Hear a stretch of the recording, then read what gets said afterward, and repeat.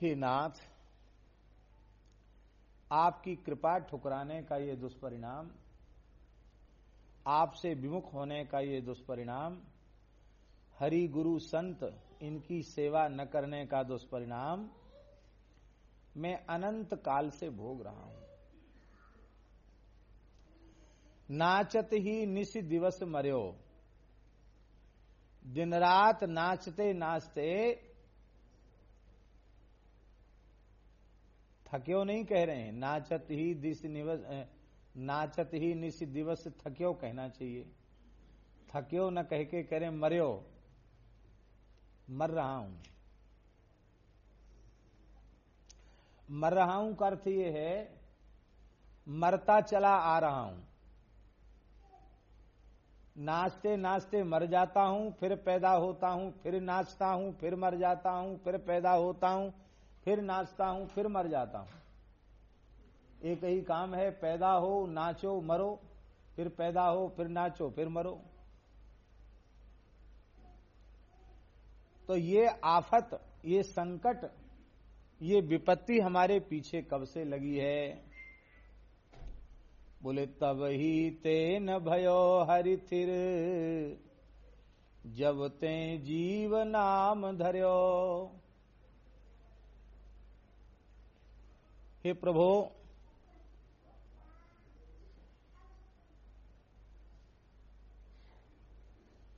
श्री वृंदावन बिहारी लाल की जय जय। श्री राधे। विराजे।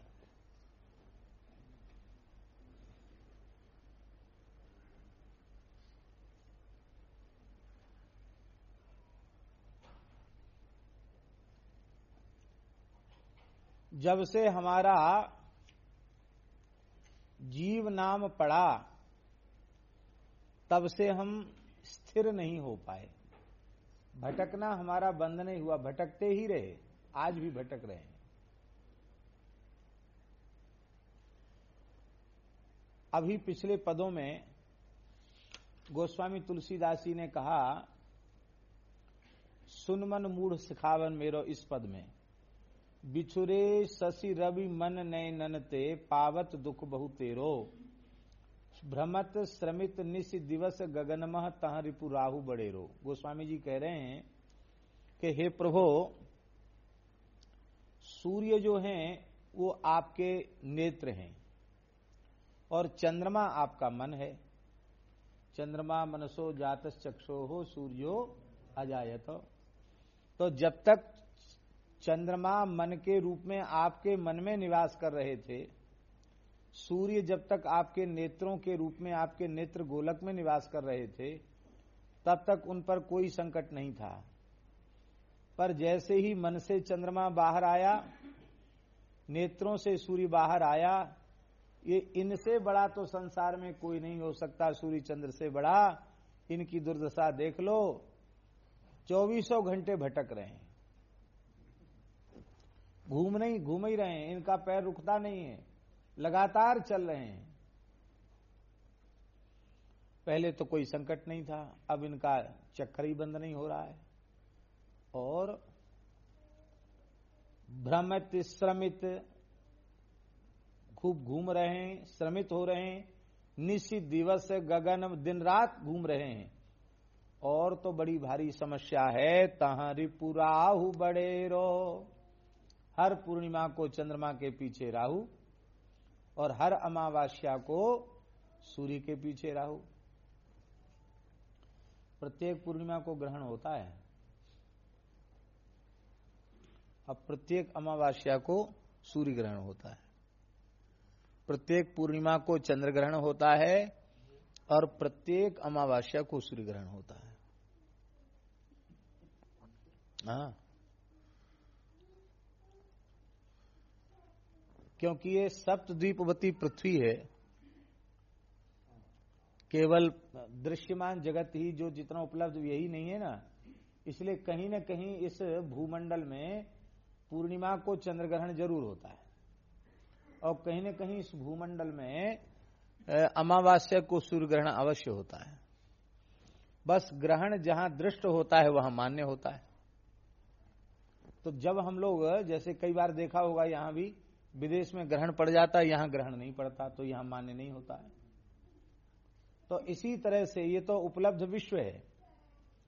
बाकी 7 द्वीप और 7 समुद्र वाली धरती पर सब जगह सूर्य का ही प्रकाश है, सब जगह चंद्रमा का ही प्रकाश है। तो वहां हर अमावस्या और पूर्णिमा को ग्रहण होता है, और उस ग्रहण को सूर्य चंद्र को झेलना पड़ता है, सहन करना पड़ता है।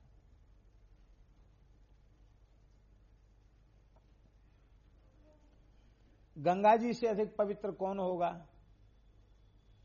हे नाथ, जब तक आपके चरणों में बसी भई थी तब तक कोई उसमें गटर नहीं मिला रहा था, कोई पाप नहीं धो रहा था, कोई गंदगी नहीं थी।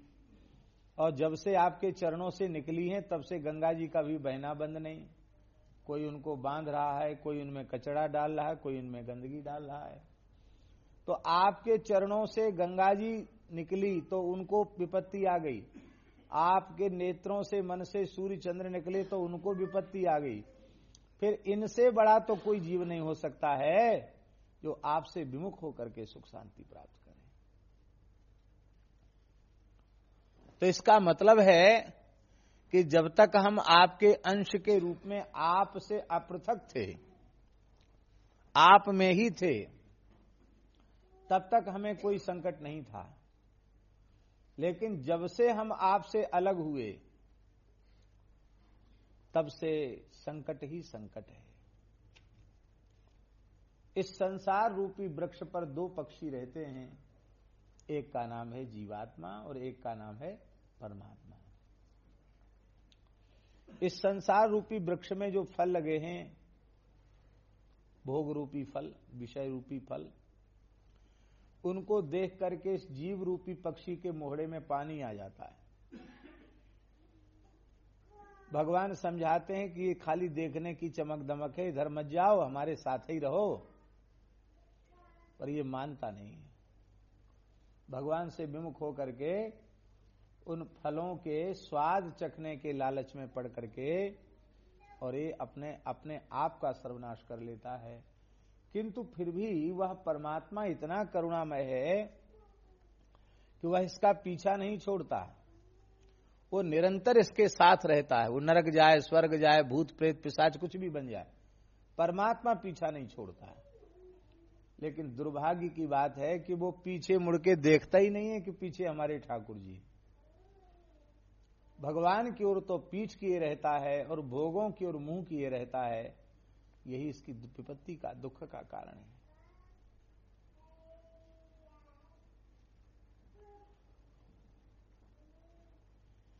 तैतीस को आमने सामने कर दो तो क्या हो जाएगा? हैं? 63 हो जाएगा ना। तो 33 जैसी दशा है। अब हैं तो दोनों 3 ही 3 हैं, आगे पीछे, और बस ये इस 3 को उलटने की जरूरत है। इधर उलट जाए तो 3 का 63 हो जाएगा, 33 का 63 हो जाएगा। उलटता नहीं। सद्गुरु भगवान क्या उपकार करते हैं? वे जीव को भगवान की ओर कर देते हैं, भगवान के सन्मुख कर देते हैं। बस इतना ही उपकार उनका है। फिर जीव का भटकना बंद हो जाता है। तो इस सुन मन मूढ़ सिखावन मेरो, इस पद में गोस्वामी जी ये बात कह चुके हैं। तो जब सूर्य चंद्र भी भटक रहे हैं इतने बड़े होने पर, गंगा जी में भी ये विपत्ति आ गई इतनी बड़ी होने पर, इतनी पवित्र होने पर, फिर तुम क्या हो? लेकिन तुम्हारी ये दशा इसलिए हुई क्योंकि तू भगवान से विमुख हो गया। इसी भाव को गोस्वामी तुलसीदास जी महाराज ने 136वें पद में कहा है। इसमें कहा ना, तब ही ते न भयो हरि थिर जबते जीव नाम धर्यो। तो इस पंक्ति की व्याख्या 136वें पद में आगे गोस्वामी जी ने की है। वो प्रसंग जब आएगा तो वहां हम विस्तार से कहेंगे, लेकिन यहां केवल संकेत में उद्धरण मात्र दे रहे हैं। इस पद में गोस्वामी, बड़ा पद है, इस पद में गोस्वामी जी ने कहा, जीव जब ते हरिते बिलगान्यो तब ते देह गेह निज जान्यो। जब तक भगवान से अलग नहीं हुआ था तब तक इस देह को अपना नहीं मानता था, तब तक इस गेह को भी अपना नहीं मानता था, तब तक यही मानता था कि मैं भगवान का ही हूं और केवल भगवान ही मेरे हैं, इतना ही मानता था, इससे ज्यादा कुछ नहीं मानता था। पर जब से भगवान से विमुख हुआ तब से ये कहने लग गया कि मैं देह हूं, मैं शरीर हूं और शरीर से संबद्ध संसार मेरा है।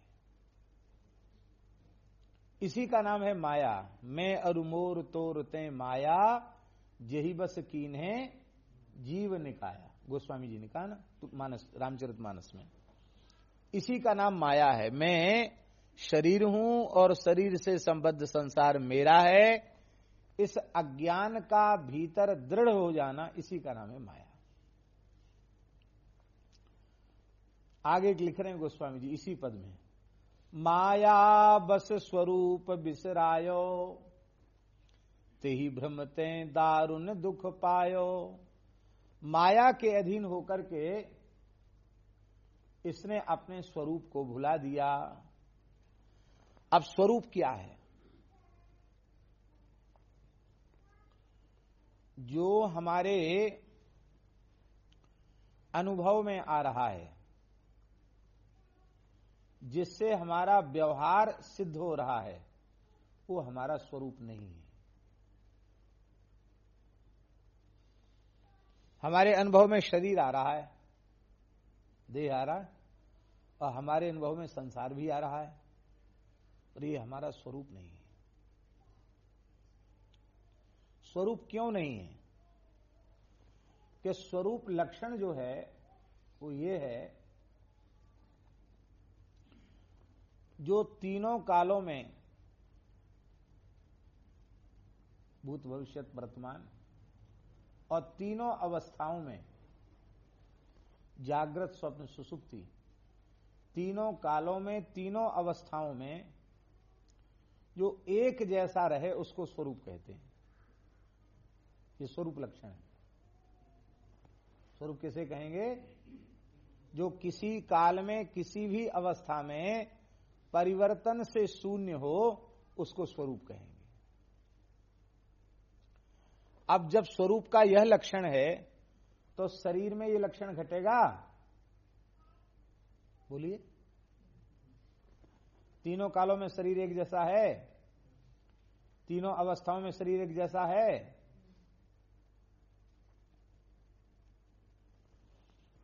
यहां चंद्र सरोवर पे जो कथा हो रही है, सूर्यश्याम गो आराधन, ये 14वां है।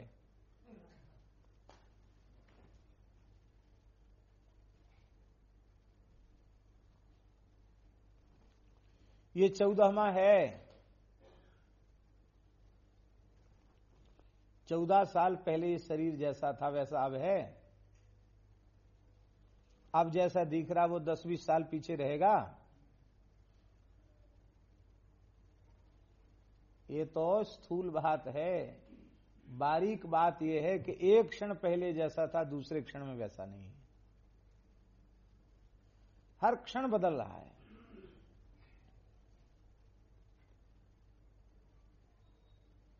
देखते देखते कितना परिवर्तन हो जाता शरीरों में,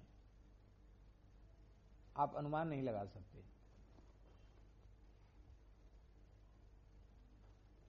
जिन बच्चों का, हमारे मोहल्ले की बात करें, बंसीबट मोहल्ले की बात, जिन बच्चों का हमारे सामने जन्म हुआ, उनकी मैया गोद में दूध पिमामती, भाई डोलती, गोपेश्वर दर्शन कराए वे ले जाती।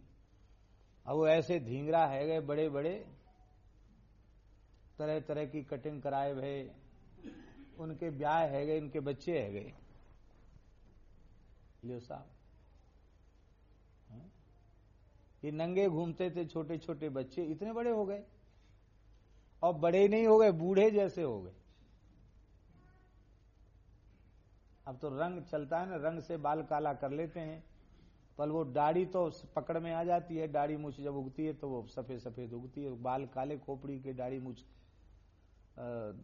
सफेद निकलते हैं, तो उसमें पता चल जाता है कितना परिवर्तन शरीरों में होता है, नहीं कह सकते। अभी मकान बन के तैयार हुआ, पंडित जी ने पूजा पत्री कराई, वास्तु पूजन हो गया, आज ही गृह प्रवेश हुआ। कहीं से कोई सीमेंट निकल गया, कहीं की कोई टाइल्स निकल गई, कहीं कोई कुंडा कहीं का निकल गया, कहीं जीना की सीढ़ी का कोना ही टूट गया, कहीं नल में इधर उधर कुछ हो गया, कहीं कोई स्विच उखड़ गया। आज ही बनने की देर नहीं हुई और बिगड़ना शुरू हो गया। तो संसार और शरीर ये किसी काल में किसी अवस्था में एक जैसे रह नहीं सकते। अब जागृत अवस्था में हम अलग प्रकार के ये शरीर दिखाई पड़ रहा है, और हम सो जाएं तो स्वप्नावस्था है, उस समय देह अलग होगा। और हम गंभीर निद्रा में सुसुप्ति में चले जाएं तो उस काल की अवस्था शरीर की भिन्न होगी। तो जागृत स्वप्न सुषुप्ति में एक जैसा रहे, भूत भविष्य वर्तमान में एक जैसा रहे, जिसमें किसी अवस्था में किसी काल में किसी भी प्रकार का परिवर्तन न हो, उसे कहेंगे स्वरूप। तो ये स्वरूप लक्षण किसमें घटेगा? भगवान में और भगवान के अंशभूत जीव में ही ये स्वरूप लक्षण घटेगा, और दूसरे में स्वरूप लक्षण घटेगा नहीं। भगवान भी जो त्यों काल एक रस रही, तीनों अवस्थाओं में एक रस रहने वाले भगवान हैं। सच्चिदानंद रूपाय विश्वोत्पत्त्यादि हेतवे तापत्रय विनाशाय श्री कृष्णाय वयं नमः।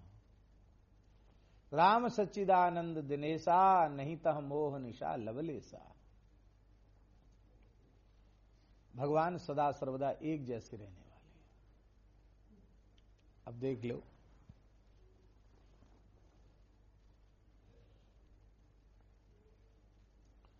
भगवान ने ब्रज लीला की 10-11 वर्ष, फिर मथुरा लीला की, फिर ठाकुर जी द्वारिका लीला करने द्वारिका चले गए।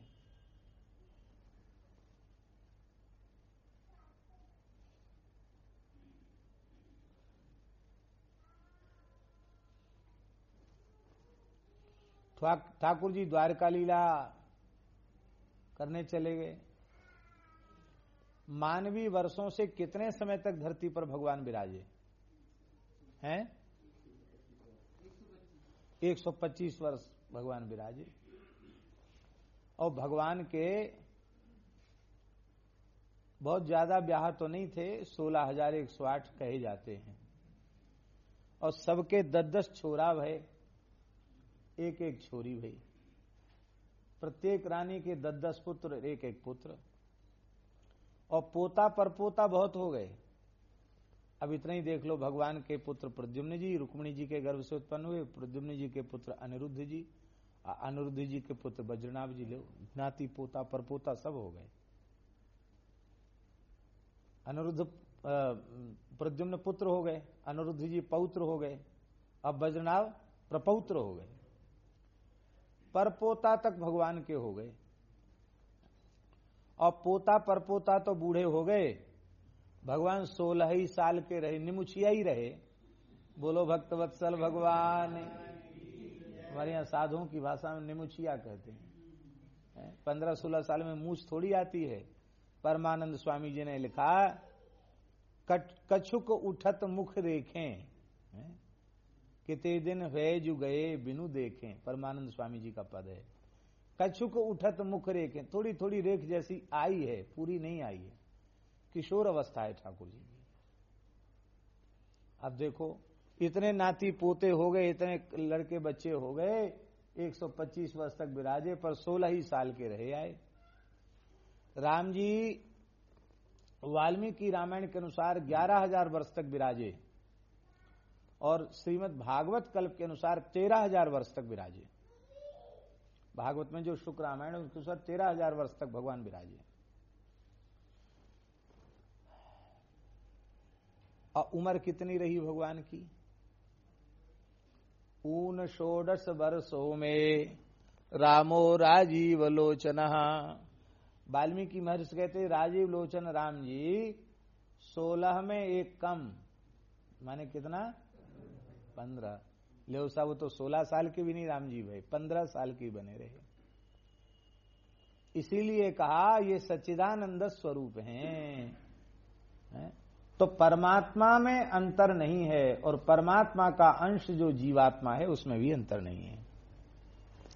जीवात्मा न ब्राह्मण है, न क्षत्रिय है, न वैश्य है, न शूद्र है, न स्त्री है, न पुरुष है, न देवता है, न दानव है, न मानव है, न पशु है, न पक्षी है, न कीट है, न पतंग है, न सन्यासी है, न उदासी है, न बैरागी है, कुछ नहीं है। जीव केवल और केवल भगवान का ही है और भगवान जीव के हैं, बस इतना ही संबंध है। बाकी जो कुछ संबंध है वो सब अपने मन का कल्पना किया हुआ संबंध है। हम भगवान के हैं, भगवान हमारे हैं। जब हमें शरीर नहीं मिला था तब भी हम थे, ये शरीर नहीं, हम थे। और जब हमारा शरीर नहीं रह जाएगा तो भी हम रहेंगे। शरीर जब नहीं मिला था तब भी हम राम जी के थे, शरीर नहीं रहेगा तब भी हम राम जी के ही रहेंगे, शरीर है तो भी हम राम जी के ही हैं। तो जीवात्मा परमात्मा परिवर्तन शून्य है, शरीर संसार परिवर्तन युक्त है। तो ये माया क्या हुई? इस जीव ने शरीर को तो अपना स्वरूप मान लिया और संसार को अपना मान लिया। तो शरीर संसार के जो दोष थे उन दोषों को इसने अपने आत्मा में आरोपित कर लिया। वो है नहीं दोष, वस्तुतः वे दोष है नहीं, लेकिन इसने अपने में आरोपित कर लिए। इसी बात को तुलसीदास जी कहते हैं, माया वस स्वरूप बिसरायो तेहि भ्रमते दारुण दुख पायो। पायो जो दारुण दुसह दुख सुख लेस सपने हूं नहीं मिलो। भवसूल शोक अनेक जेहि तेहि पंथ तू हठी हठी चलो। बहु जोनि जन्म जरा विपति मति मंद हरि जान्यो नहीं। श्री राम बिनु विश्राम मूढ़ विचार लखि पायो कहीं। श्री राम बिन विश्राम मूढ़ विचार लख पायो कहीं। इसी पद में गोस्वामी जी ने कहा, आनंद सिंधु मध्य तव बासा। अरे जीव, तू आनंद के समुद्र में ही रह रहा है। बिनु जाने कसी मरसी पियासा। मृग ब्रह्म बारी सत्य जिय जानी। मृग भ्रम बारी सत्य जिय जानी। तहाँ तू मगन भयो सुख मानी। इत्यादि प्रकार से इस पद में पूरा जन्म से लेकर मृत्यु तक भगवत विमुख जीवों की दुर्दशा का वर्णन किया। और अंत में क्या कहा, शोर सुन लीजिए। अंत में ये कहा कि अजहू विचार विकार तजी। सारी दुर्दशा गिनाने के बाद अजहू विचारु विकार तज भज राम जन सुखदायकम।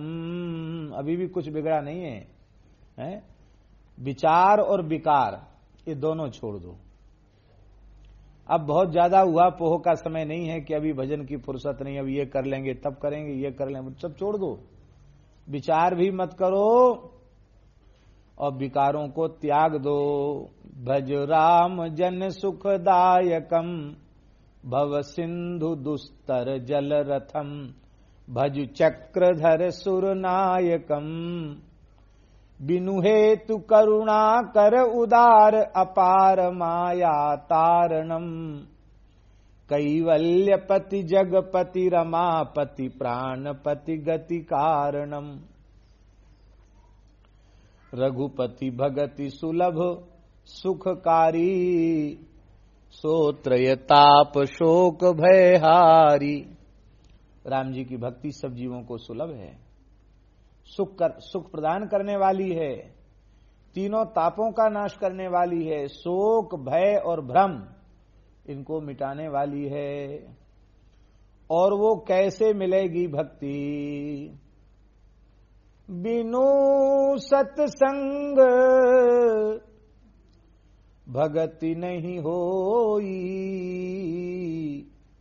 ते तब मिले द्रवे जब सोई। बिना सत्संग के भगवान की भक्ति नहीं मिलेगी और सत्संग तब तक नहीं मिलेगा जब तक भगवान द्रवित न हो जाए। यदि किसी जीव को सत्संग मिलने लग जाए और सत्संग में प्रीति हो जाए, रुचि जग जाए, तो पक्का समझ लेना चाहिए कि करुणा वरुणालय प्रभु का हृदय पिघल गया है, उनका हृदय भराया है, इनके नेत्र भर आए हैं। उनको अब समझ में आ गया कि बेचारा हमारा अंशभूत जीव, इसको भटकते भटकते बहुत समय बीत गया, अब इस पर कृपा करुणा होनी ही चाहिए। ऐसा जब होता है तब सत्संग में प्रेम जगता है, सत्संग में रुचि उत्पन्न होती है, सत्संग अच्छा लगने लग जाता है। जब द्रवे दीन दयालु राघव साधु संगति पाइए जेहि दरस परस समागमादिक पाप राशि नसाइए। जिनके मिले दुख सुख समान अमानतादिक गुण भय मद मोह लोभ विषाद क्रोध सुबोध ते सहज ही गए। अब सत्संग करेगा, संतों के वचनामृत श्रवण करेगा और संतों की श्रद्धा पूर्वक सेवा करेगा तो उससे लाभ क्या होगा? निष्काम भाव से श्रद्धा पूर्वक संतों की सेवा करेगा तो क्या लाभ होगा? सेवत साधु द्वैत भय भागे श्री रघुवीर चरण अनुरागे। श्री रघुवीर चरण लय लागे देह जनित विकार सब त्यागे तब फिर निज स्वरूप अनुरागे। सत्संग करे, कथा कीर्तन श्रवण करे, फिर संतों की निष्काम भाव से श्रद्धा पूर्वक सेवा करे तो द्वैत का भय मिट जाएगा। संतों की सेवा से, संतों के संग से ऐसी दृष्टि मिल जाएगी, सब में भगवान की अनुभूति होने लग जाएगी, राम जी के चरणों में उसकी लय लग जाएगी, देह जनित विकार भाग जाएंगे, अपने स्वरूप में अनुराग हो जाएगा, अपना स्वरूप भगवान ही है उनमें अनुराग हो जाएगा। तो अब स्वरूप बोध होगा तब क्या होगा? बोले अनुराग सो निज रूप जो जगते विलक्षण देखिए। मैं शरीर नहीं हूं, मैं संसार नहीं हूं, शरीर संसार मेरा नहीं है। ये बात पक्के तौर पर हृदय में बैठ जाएगी। और क्या होगा? संतोष सम शीतल सदा दम देह बंत न लेखिए। ऐसे स्वरूप का बोध होने वाला जो भाग्यशाली जीव है वो कभी असंतुष्ट नहीं होगा, सदा संतोष में रहेगा, उसमें समता आ जाएगी, उसके स्वभाव में शीतलता आ जाएगी और सहज ही उसकी अंतरिंद्रिय बहिरिंद्रियों का शमन दमन हो जाएगा। वो देहबंत होता हुआ भी देहबंत नहीं दिखाई पड़ेगा, अर्थात वो शरीर का अध्यास उसमें नहीं रह जाएगा। देहाध्यास के मिटते ही सम्मान अपमान सुख दुख हानि लाभ जय पराजय सबसे ऊपर उठ जाएगा। और ऐसी जिसकी दशा हो गई है, कहते त्रैलोक पावन सो सदा, वो केवल अकेला ही पावन नहीं है, ऐसा हरिभक्त ऐसा साधु तो तीनों लोगों को पवित्र करने वाला है। जाकी दशा ऐसी भई, ज्योति ही पंथ चले मन लाई, तो हरि काहे न हो ही सहाई। यदि इस मार्ग पर जो हमने बताया है, इस मार्ग पर तुम लौ लगा करके चलो तो भगवान तेरी सहायता क्यों नहीं करेंगे। सन्मुख मरुत अनुग्रह मेरो, नरतन भव सागर कहूं बेरो, यही जो भाई है ना, नरतन भव सागर कहूं बेरो, सन्मुख मरुत अनुग्रह मेरो। जहाज समुद्र में पड़ा है और जिस दिशा में आप जा रहे हैं उसकी विपरीत दिशा में भयंकर झंझावात तूफान आ रहा है, तो जहाज उलटने की संभावना रहेगी कि नहीं? जहाज आगे नहीं बढ़ेगा। पर जहाज को इस दिशा में जाना है और पीछे से इसी दिशा में हवा उसको धक्का दे तो वो बड़ी सरलता से अपने दिशा में चला जाएगा। तो भगवान की कृपा की वायु जब इस देह रूपी जहाज में लगती है तो ये सहज ही भवसागर से पार करके पल्ली पार पहुंच जाता है। कहां पल्ली पार? हमारे ब्रज में गाते हैं ना, जहां विराजे राधा रानी, अलवेली सरकार, कन्हैया ले चल पल्ली पार, कन्हैया ले चल पल्ली पार। वही पल्ली पार जहां श्री जी बैठी है, जल्दी से पल्ली पार हो जाता है। इसलिए जो मार्ग श्रुति साधु दिखावें, तेहि पथ चलत सवै सुख पावें। यहां कुंज बिहारी जी एक विशेष बात है, साधु दिखावें नहीं कहा, श्रुति साधु दिखावें। वैदिक सिद्धांत को सदाचार को मानकर अपने जीवन में निर्वाह करने वाले जो संत हैं, जिनका मनमुखी जीवन नहीं है, जिनका शास्त्रीय जीवन है, ऐसे संत जो मार्ग बता देवें, ते ही पथ चलत सवै सुख पावें। खाली कह दोगे कि साधु जो मार्ग दिखावेंगे तो ऐसे भी भेष बनाकर डोल रहे हैं जो वेदादि शास्त्रों में श्रद्धा नहीं रखते हैं, वर्णाश्रम धर्म में श्रद्धा नहीं रखते हैं, रामकृष्ण नारायण में उनका प्रेम ही नहीं है। वो तो महाराज उनका संग तो कुसंग से बुरा है, वो भटका देंगे।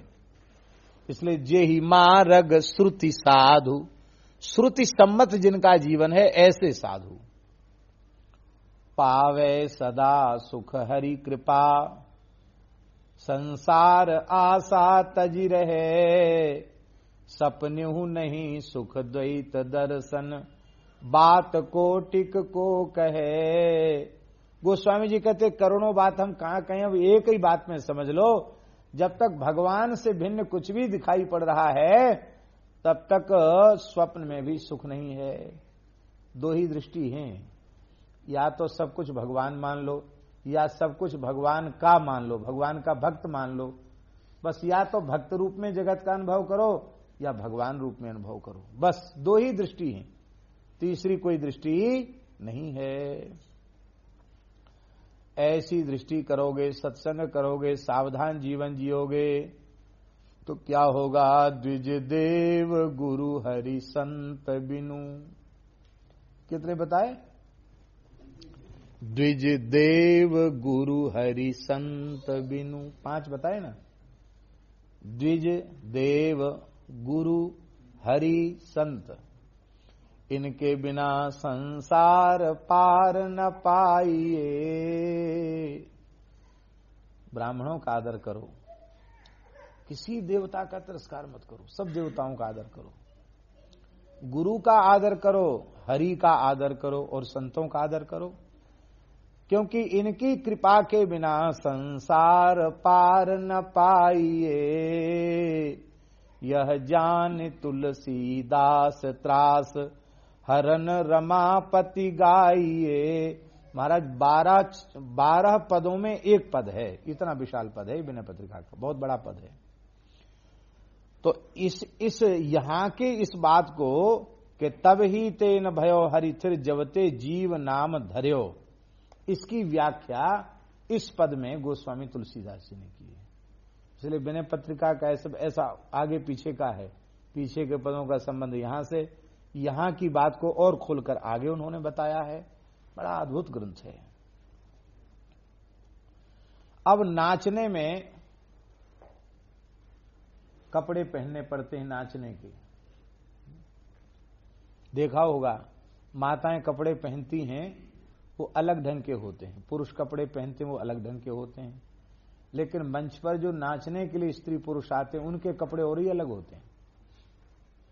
चुन्नटदार ऐसा लहंगा होता है, वो घूमती हैं तो फर्र से लंबा चौड़ा घूम जाए।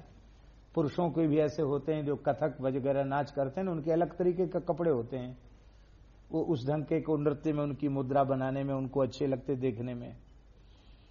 तो तुलसीदास जी कहते हैं कि हम तो मर रहे हैं, पैदा हो रहे हैं, बस पैदा होते हैं फिर नाचते हैं, नाचते नाचते थकते हैं, फिर मरते हैं, फिर पैदा होते हैं, फिर नाचते हैं, यही क्रम चल रहा है। कब से? बोले जब से हम आप से बिछुड़े हैं, जब से हमारा जीव नाम पड़ गया तब से हमारे जीवन में स्थिरता नहीं आ रही है। अब नाचने में हमने मंच, ये जगत मंच है, इस जगत रूपी मंच पर हम नाचने के लिए आए, तो नाचने वाले एक रंग का कपड़ा नहीं पहनते। क्यों नहीं पहनते? एक रंग का कपड़ा अच्छा नहीं लगेगा, कुछ न कुछ रंग बिरंगापन उसमें है। हाँ, सबसे अलग दिखाई दे मंच पे। तो पटका अलग, आभूषण का रंग अलग, पटका का अलग, ऊपर मुकुट वगैरह बांधेगा तो उसका रंग अलग। तो वो क्या है? बोले बहुबासना विबुध कंचुकी नाचत ही निशि दिवस मर्यो तब ही ते न भयो हरिथिर जब ते जीव नाम धर्यो। बहुबासना विविध कंचुकी भूषण लोभादि भर्यो। जीव के चित्त में कितनी वासनाएं हैं, वासनाओं का पुंज है, बहुत वासनाएं हैं। ये वासनाएं ही रंग बिरंगे कपड़े हैं। वैसे तो वासनाएं अनंत हैं, पर उन वासनाओं के 3 भेद हैं। कौन कौन भेद? सात्विक वासना, राजसिक वासना और तामसिक वासना। तो सात्विक वासना तो सफेद कपड़ा समझ लो, राजसी वासना लाल कपड़ा समझ लो, और जो काला कपड़ा है वो क्या है? तामसी वासना। ये है रंग बिरंगे कपड़े हैं, ये रंग बिरंगे कपड़े पहने। अब आभूषण क्या है? तो भूषण लोभादि धर्यो, लोभ आदि आभूषण धारण कर लिए। मनुष्य कभी एक से भाव में, कभी सात्विक भाव, कभी राजसी भाव, कभी तामसी भाव, और लोभ आदि आभूषण शरीर में धारण कर रखे हैं। नक्सिक लोभ आदि आभूषण धारण कर रखे हैं। अब आभूषण भी पहन लिए, रंग बिरंगे वासना की कंचुकी माने चूड़ीदार पैजामा, कुर्ता और घंघरा, जो कुछ भी पुरुष स्त्रियों के पहनने के वस्त्र हैं उन सबको कंचुकी कहा जाता है। कंचुकी भी धारण कर लिया, आभूषण भी पहन लिए। अब आभूषण पहनने के बाद नृत्य में विविध प्रकार की मुद्राएं बनाई जाती हैं। नाचता है तो विविध प्रकार की मुद्राएं बनाई जाती हैं। आपने देखा होगा ओडिसी नृत्य, उड़ीसा का जो नृत्य होता है, तो उसमें ओडिसी नृत्य में आपने देखा होगा गीत गोविंद के ऊपर नृत्य वो लोग बहुत सुंदर करते हैं। ओडिसी आपने देखा होगा, खूब देखा होगा, कई बार देखा होगा। हाँ हाँ, देखने योग्य है। और उसमें दो तरह का नृत्य है। एक तो स्त्री पुरुष स्त्रियां करती हैं, और एक ऐसा भी वहां उड़ीसा में है, वहां ब्रह्मचारी साधु करते हैं नृत्य। वही परंपरा, वो एक संप्रदाय ही है ऐसा। वहां नए नए बच्चे, वो सब गुरुकुल में रहते हैं, वो बच्चे ही सब स्त्रियां बन करके वो नृत्य करते हैं। वो भी एक संप्रदाय है उड़ीसा में, परंपरा है। अपने मलुक पीठ में वो बच्चे आए थे। तो वे क्या करते हैं? वेदानुद्धरते, जैसे ही गाया जाएगा तो बच्चे मत्स्य भगवान की आकृति बना लेंगे।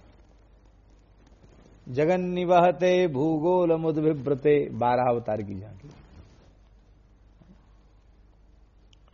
वेदानुद्धरते जगन निवहते भूगोल मुद्भिव्रते, दैत्यम दारयते, नृसिंहावतार। तो प्रत्येक भगवान के स्वरूप की झांकी, मीन की, कमठ की, नृसिंह की, सब आकृतियां वो बना लेते हैं नृत्य में। तो जीव की आकृति बनाना क्या है? बोले चरु अर अचर गगन जल थल में कौन न स्वांग करो। नाचते नाचते तुमने कौन सा स्वांग नहीं किया? कभी वृक्ष का स्वांग किया, कभी लता का स्वांग किया, कभी जल में मछली बने, कभी कछुआ बने, कभी जोंक बने, कभी घड़ियाल बन गए, कभी हिरन बने, कभी सुअर कुत्ता गधा घोड़ा बने, कभी मनुष्य बने, कभी स्त्री बने, कभी पुरुष बने, कभी आकाश के पक्षी बने। तो तुमने जलचर, थलचर, नभचर रूप में विविध शरीरों को, 84 लाख शरीरों को प्राप्त करके कौन सा स्वांग तुमने नहीं किया? ये किसका परिणाम है? राम जी के चरणों से दूर होने का परिणाम है। नाचत ही निसी दिवस मर्यो।